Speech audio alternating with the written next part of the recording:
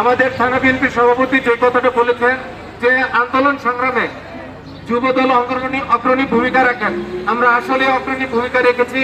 ছাত্রদল যেভাবে দাবানলের মতো চলে, আমরা আন্দোলন সংগ্রামে ঠিক সেইভাবে যুবদল দাবানলের মতো ভূমিকা রেখেছি।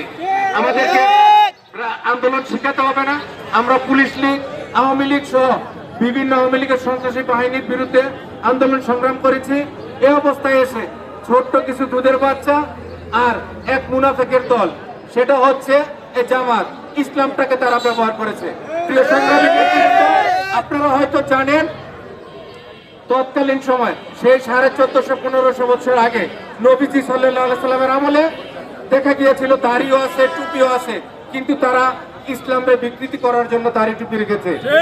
বর্তমানে সেই জামাত ইসলামকে বিকৃতি করার জন্য, গণতন্ত্রকে বিকৃতি করার জন্য, মানুষের অধিকার নষ্ট করার জন্য তারা দাড়ি টুপি রেখে ভোট চাচ্ছে। কি বলে? জান্নাত দিয়ে দেবে তারা।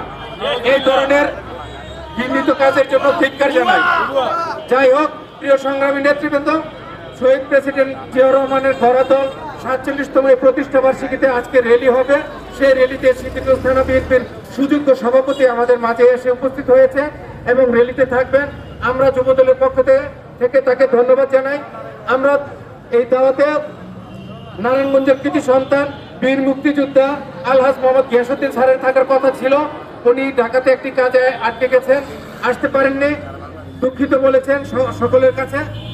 আমরা আলহাজ মোহাম্মদ গিয়াসউদ্দিন স্যারের জন্য দোয়া করব, উনি যাতে করে নমিনেশন এনে আমরা অধিকার যারা পরিশ্রম করেছি, আমরা অধিকার আদায়ের জন্য যে পরিশ্রম করেছি, যা আমরা পাই না, সেই অধিকার আদায়ের জন্য যাতে নারায়ণগঞ্জের জন্য, নারায়ণগঞ্জ 3 আসনের জন্য সে কাজ করতে পারে, তার জন্য আমরা অন্তঃস্থল থেকে দোয়া করব।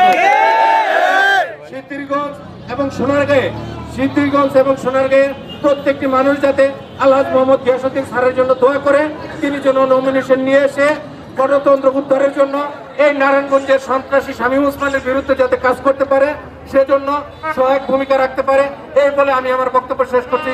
বাংলাদেশ জিন্দাবাদ, বাংলাদেশ জাতীয়তাবাদী যুব